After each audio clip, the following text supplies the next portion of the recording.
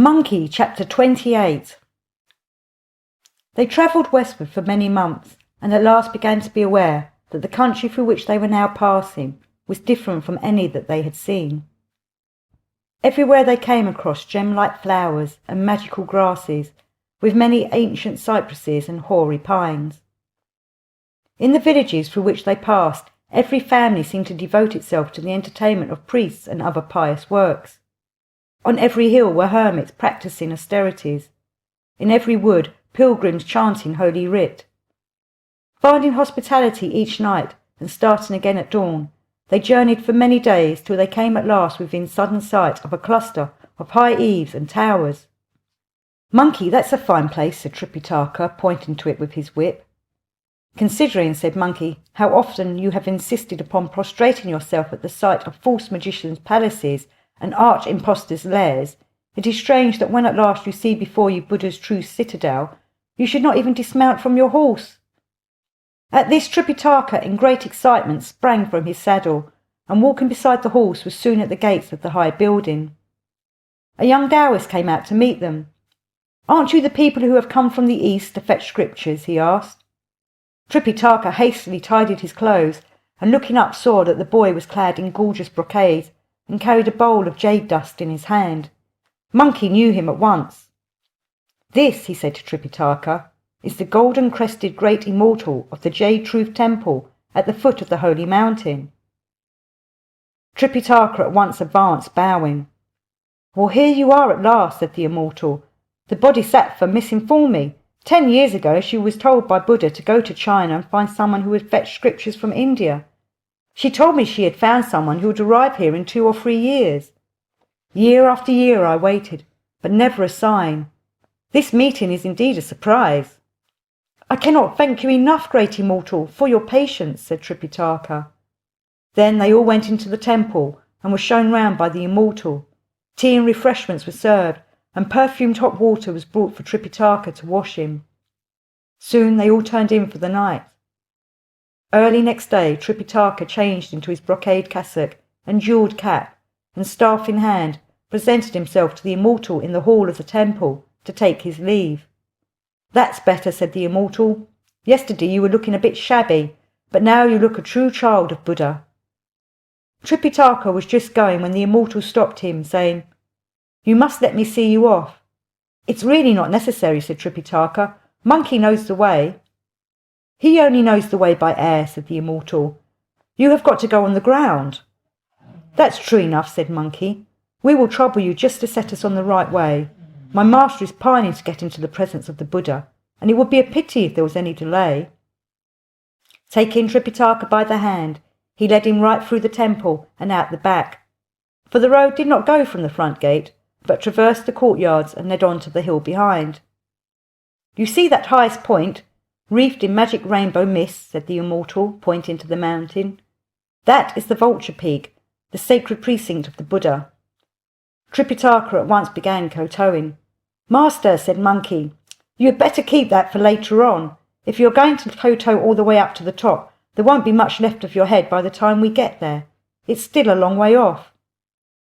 "You stand already on blessed ground," said the immortal. "The holy mountain is before you. I shall now turn back."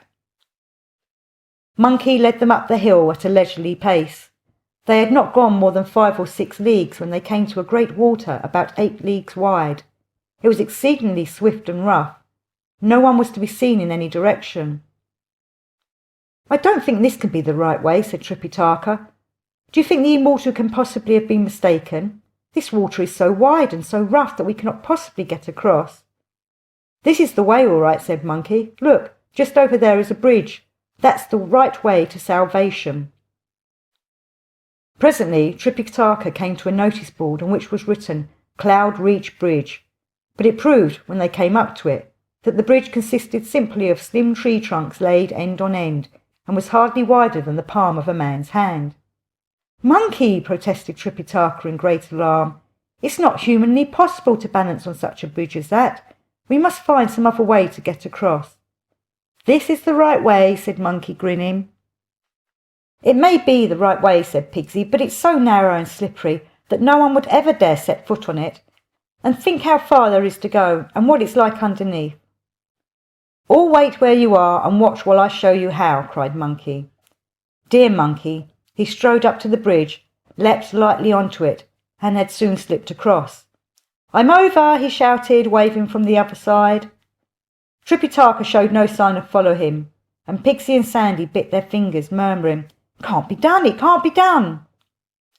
Monkey sprang back again and pulled at Pixie, saying, "Fool, follow me across." But Pixie lay on the ground and would not budge. "It's much too slippery," he said. "Let me off. Why can't I have a wing to carry me?" "What would be the good of that?" said Monkey. "Unless you go by the bridge, you won't turn into a Buddha."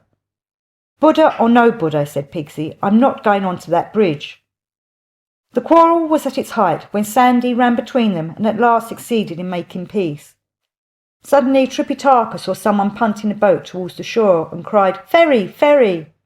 "Stop your quarrelling, disciples," said Tripitaka. "A boat is coming." They all gazed with one accord at the spot to which he pointed. A boat was coming indeed, but when it was a little nearer they saw to their consternation that it had no bottom. Monkey with his sharp eyes had already recognised the ferryman as the conductor of souls, also called Light of the Banner, but he did not tell the others, merely crying, "Ahoy, ferry, ahoy!" When the boat was alongshore, the ferryman again cried, "Ferry, ferry!" "Your boat is broken and bottomless," said Tripitaka, much perturbed. "How can you take people across?" "You may well think," said the ferryman, "that in a bottomless boat such a river as this could never be crossed. But since the beginning of time I have carried countless souls to their salvation." "Get on board, master," said Monkey. "You will find that this boat, although it has no bottom, is remarkably steady, however rough the waters may be." Seeing Tripitaka still hesitate, Monkey took him by the scruff of the neck and pushed him on board. There was nothing for Tripitaka's feet to rest on, and he went straight into the water. The ferryman caught at him and dragged him up to the side of the boat. Sitting miserably there, he wrung out his clothes, shook out his shoes, and grumbled at Monkey for having got him into this scrape. But Monkey, taking no notice, put Pixie and Sandy, horse and baggage, all on board, ensconcing them as best he could in the gunwale. The ferryman punted them dexterously out from shore. Suddenly they saw a body in the water, drifting rapidly downstream. Tripitaka stared at it in consternation. Monkey laughed. "Don't be frightened, master," he said. "That's you." And Pixie said, "It's you, it's you." Sandy clapped his hands. It's you, he cried. The ferryman too joined in the chorus. "There you go," he cried. "My best congratulations." He went on punting, and in a very short while they were all safe and sound at the other side. Tripitaka stepped lightly ashore. He had discarded his earthly body. He was cleansed from the corruption of the senses, from the fleshy inheritance of those bygone years. His was now the transcendent wisdom that leads to the further shore, the mastery that knows no bounds. When they were at the top of the bank, they turned round and found to their astonishment that boat and ferryman had both vanished. Only then did Monkey tell them who the ferryman was. Tripitaka began thanking his disciples for all they had done for him. "Every one of us," said Monkey, "is equally indebted to the other. If the master had not received our vows and accepted us as his disciples, we should not have had the chance to do good works and win salvation. If we had not protected the master and mounted guard over him, he would never have got rid of his mortal body. Look, master, at this realm of flowers and happy creatures, of phoenixes, cranes and deer. Is it not a better place indeed than the haunted deserts through which you and I have passed?" Tripitaka still murmured his thanks, and with a strange feeling of lightness and exhilaration, they all set off up the holy mountain, and were soon in sight of the temple of the Thunderclap, with its mighty towers brushing the firmament, its giant foundations rooted in the seams of the Hill of Life. Near the top of the hill they came upon a party of Upasakas filing through the green pine woods, and under a clump of emerald cedars they saw bands of the blessed. Tripitaka hastened to bow down to them. Worshippers, male and female, monks and nuns pressed together the palms of their hands, crying, "Holy priest, it is not to us that your homage should be addressed. Wait till you have seen Sakyamuni, and afterwards come and greet us each according to his rank." "He's always in too much of a hurry," laughed Monkey. "Come along at once and let us pay our respects to the people at the top." Twitching with excitement, Tripitaka followed Monkey to the gates of the temple. Here they were met by the Vajrapani of the 4 elements. "So your reverence has at last arrived," he exclaimed. "Your disciple Hussan Zhang has indeed arrived," said Tripitaka, bowing. "I must trouble you to wait here a moment till your arrival has been announced," said the Vajrapani. He then gave instructions to the porter at the outer gate to tell the porter at the second gate that the Vajrapani wished to report that the priests from China had arrived. The porter at the second gate sent word to the porter at the third gate. At this gate were holy priests with direct access to the powers above. They hurried to the great hall and informed the Tathagata, the most honoured one, even Sakyamuni Buddha himself, that the priests from the court of China had arrived at the mountain to fetch scriptures. Father Buddha was delighted. He ordered the Bodhisattva, Vajrapanis, Arhats, protectors, planets and temple guardians to form up in 2 lines. Then he gave orders that the priest of Taiyang was to be shown in. Again the word was passed along from gate to gate. "The priest of Taiyang is to be shown in." Tripitaka, Monkey, Pigsy and Sandy, carefully following the rules of etiquette prescribed to them, all went forward, horse and baggage following. When they reached the great hall, they first prostrated themselves before the Tathagata and then bowed to right and left. This they repeated 3 times and then knelt before the Buddha and presented their passports. He looked through them one by one and handed them back to Tripitaka, who bent his head in acknowledgment, saying, "The disciple Hussan Zhang has come by order of the Emperor of the great land of Taiyang, all the way to this holy mountain to fetch the true scriptures which are to be the salvation of all mankind. May the Lord Buddha accord this favour and grant me a quick return to my native land." Hereupon the Tathagata opened the mouth of compassion and gave vent to the mercy of his heart. "In all the vast and populous bounds of your eastern land, greed, slaughter, lust and lying have long prevailed. There is no respect for Buddha's teaching, no striving towards good works. So full and abundant is the measure of the people's sins that they go down forever into the darkness of hell, where some are pounded in mortars, some take on animal form, furry and horned, in which guise they are done by as they did on earth, their flesh becoming man's food. Confucius stood by their side teaching them all the virtues. King after king in vain corrected them with fresh penalties and pain. No law could curb their reckless debauches, no ray of wisdom penetrate their blindness. But I have 3 baskets of scripture that can save mankind from its torments and afflictions. One contains the law, which tells of heaven. One contains the discourses, which speak of earth. One contains the scriptures, which save the dead. They are divided into 35 sections and are written upon 15,144 scrolls. They are the path to perfection, the gate that leads to true good. In them may be learnt all the motions of the stars and divisions of earth, all that appertains to man, bird, beast, flower, tree, and implement of use. In short, all that concerns mankind is found therein. In consideration of the fact that you have come so far, I will give you them all to take back. But the people of China are foolish and boisterous. They would mock at my mysteries and would not understand the hidden meanings of our order. Ananda, Kasyapa, he cried, take these 4 to the room under the tower, and when they have refreshed themselves, open the doors of the treasury, and select from each of the 35 sections a few scrolls for these priests to take back to the east, to be a boon there for ever. In the lower room they saw countless rarities and treasures, and were still gazing upon them in wonder when spirits ministrant began to spread the feast. The foods were all fairy fruits and dainties, unknown in the common world. Master and disciples bowed acknowledgment of Buddha's favour and set to it with good will. This time it was Pigsy who was in luck, and Sandy who scored, for Buddha had provided for their fare such viands as confer long life and health, and magically transform the substance of common flesh and bone. When Ananda and Kasyapa had seen to it that the 4 had all they wanted, they went into the treasury. The moment the door was opened, beams of magic light shot forth, filling the whole air round. On chests and jewelled boxes were stuck red labels on which were written the names of the holy books. The 2 disciples of Buddha led Tripitaka up to the place where the scriptures lay, and inviting him to study the title, said, "Having come here from China, You have no doubt brought a few little gifts for us. If you will kindly hand them over, you shall have your scriptures at once." "During all my long journey," said Tripitaka, "I have never once found it necessary to lay in anything of the kind."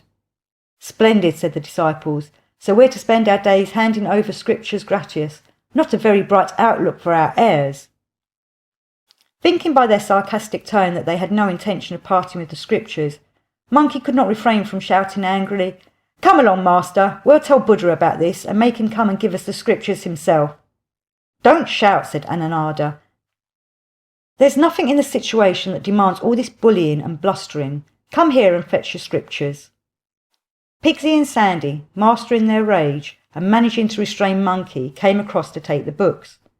Scroll by scroll was packed away into the bundle, which was hoisted onto the horse's back. Then the 2 luggage packs were tied up and given to Pigsy and Sandy to carry. They first went and kowtowed their thanks to Buddha, and then made for the gates. To every lesser Buddha that they met, they bowed twice, to every Bodhisattva once. Then, leaving the great outer gates, they paid their respects to the groups of monks and nuns, and saying farewell, went back down the mountain as fast as they could. Now in an upper room that looked onto the treasury there happened to be sitting Dipankara, the Buddha of the past. He overheard the whole conversation about the handing over of the scriptures, and had a notion that if they were given no gratuity, Ananda and Kasyapa would revenge themselves by substituting scriptures with nothing in them. "The poor fools," he said to himself, "certainly have no idea of the trick that is being played on them, and will discover too late that their whole journey has been wasted." "Is there anyone here that could take a message for me?" he asked. The white, heroic Bodhisattva stepped forward. "I want you to put forth all your magic powers," said Dipankara. "Catch up Tripitaka, get those scriptures away from him, and bring him back to get proper ones." The white, heroic Bodhisattva sat astride a whirlwind and made off as fast as his magic powers would carry him. The wind he rode on had a strange perfume, which Tripitaka, when he first perceived it, thought merely to be one of the portents of paradise. But a moment later a great rushing sound was heard, and a hand suddenly stretched out from space, seized the scriptures and bore them away. Tripitaka beat his breast and groaned. Pigsy rolled off in pursuit, while Sandy clutched at the empty pannier. Monkey leapt into the air, but the white heroic Bodhisattva, seeing him draw near, feared that he might strike out blindly with his cudgel before any explanation could be given. So he tore open the scripture parcel and threw it to the ground. Monkey, when he saw the parcel fall and its contents scattered by the scented gale, lowered his cloud and went to see in what condition the scrolls were. He was soon joined by Pigsy, who had given up the pursuit, and they both began collecting the scrolls and bringing them to where Tripitaka was waiting. He was weeping bitterly. "Little did I think," he sobbed, "that even in paradise we should be thus molested by savage demons." Sandy now opened one of the scrolls that he had brought. It was snowy white. There was not a trace of so much as half a letter upon it. "Master," he said, handing it to Tripitaka, "this scroll has got no writing in it." Monkey then opened a scroll. It too was blank. Pigsy did the same, only to make the same discovery. "We had better look at them all," said Tripitaka. They did so, and found that all were blank. "I must say it's hard luck on the people of China," sobbed Tripitaka. "What is the use of taking to them these blank books? How shall I dare face the Emperor of Tyang? He will say I am playing a joke on him, and have me executed on the spot." Monkey had by now guessed what had happened. "Master," he said, "I know what's at the bottom of this. It's all because we refused to give Ananda and Kasyapa their commission. This is how they have revenged themselves on us. The only thing to do is to go straight to Buddha and charge them with fraudulent handling of delivery." They all agreed, and were soon back at the temple gates. "They've come back to change their scriptures," said the bands of the blessed, laughing. This time they were allowed to go straight in. "Listen to this," shouted Monkey. "After all the trouble we had getting here from China, and after you specially ordered that we were to be given the scriptures, Ananda and Kasyapa made a fraudulent delivery of goods. They gave us blank copies to take away. I asked you, what is the good of that to us?" "You needn't shout," said Buddha, smiling. "I quite expected that those two would ask for their commission. As a matter of fact, scriptures ought not to be given on too easy terms or received gratis. On one occasion some of my monks went down the mountain to Swaravasti with some scriptures, and let Chow, the man of substance, read them out loud. The result was that all the live members of his household were protected from all calamity, and the dead were saved from perdition. For this they only charged gold to the weight of 3 pecks and 3 pints of rice. I told them they had sold far too cheap. No wonder they gave you blank copies when they saw you did not intend to make any payment at all. As a matter of fact, it is such blank scrolls as these that are the true scriptures, but I quite see that the people of China are too foolish and ignorant to believe this, so there is nothing for it but to give them copies with some writing on. Then he called for Anandada and Kasyapa and told them to choose a few scrolls with writing out of each of the 35 divisions of the scriptures, hand them over to the pilgrims, and then inform him of the exact titles and numbers. The 2 disciples accordingly took the pilgrims once more to the treasury, where they again asked Tripitaka for a little present. He could think of nothing to give them except his golden begging bowl. He told Sandy to find it, and holding it up before him in both hands, he said to the 2 disciples, "I am a poor man, and have been travelling for a long time.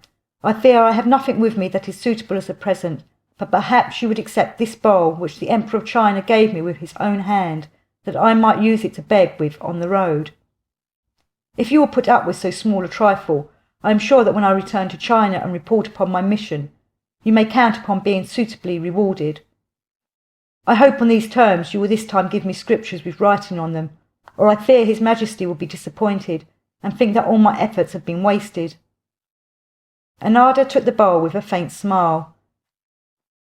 But all the divinities in attendance, down to the last kitchen boy god, clapped one another on the back and roared with laughter, saying, "Well, of all the shameless! They've made the scripture seekers pay them a commission." The 2 disciples looked somewhat embarrassed, but Ananda continued to clutch tightly at the bowl. Kasyapa meanwhile began looking out at the scriptures and handed them over to Tripitaka. "Disciples," said he, "keep a sharp lookout to see that the same thing doesn't happen again." 5,048 scrolls were duly handed over. All of them had writing. Then they were properly arranged and loaded on the horse's back, and a few that were over were made into a packet and given to Pigsy to carry. The other luggage was carried by Sandy, while Monkey led the horse. Tripitaka carried his priest's staff and wore his jewelled cap and brocade cassock.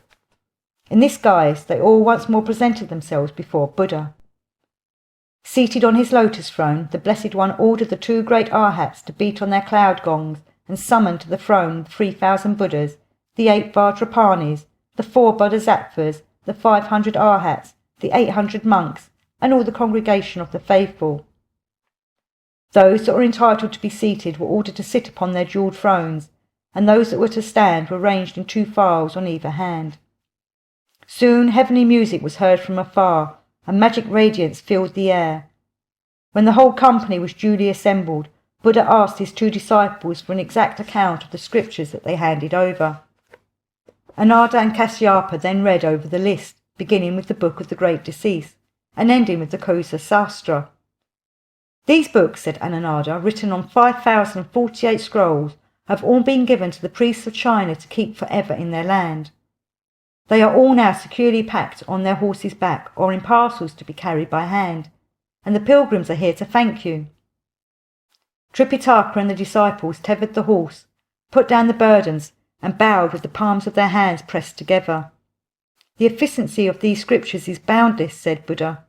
"They are not only the mirror of our faith, but also the source and origin of all 3 religions. When you return to the world and show them to common mortals, they must not be lightly handled. No scroll must be opened save by one who has fasted and bathed. Treasure them, value them, for in them is secreted the mystic law of immortality. In them is revealed the wondrous receipt for 10,000 transformations." Tripitaka kowtowed his thanks, doing homage and prostrating himself 3 times as he had done before. When they reached the outer gates, they paid their respects to the bands of the faithful and went on their way.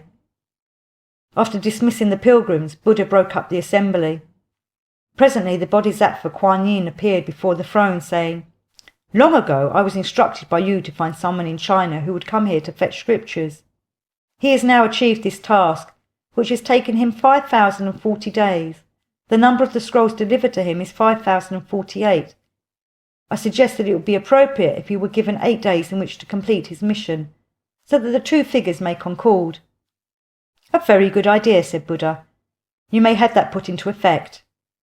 He then sent for the 8 Vajrapanas and said to them, You are to exert your magic powers and carry back Tripitaka to the east. When he has deposited the scriptures, you are to bring him back here. All this must be done in 8 days, that the number of days taken by the journey may concord with the number of scrolls allotted to him. The Vajrapanas at once went after Tripitaka, caught him up and said to him, Scripture taker, follow us. A sudden lightness and agility possessed the pilgrims, and they were borne aloft upon a magic cloud. And if you do not know how they returned to the east and handed over the scriptures, you must listen to what is told in the next chapter.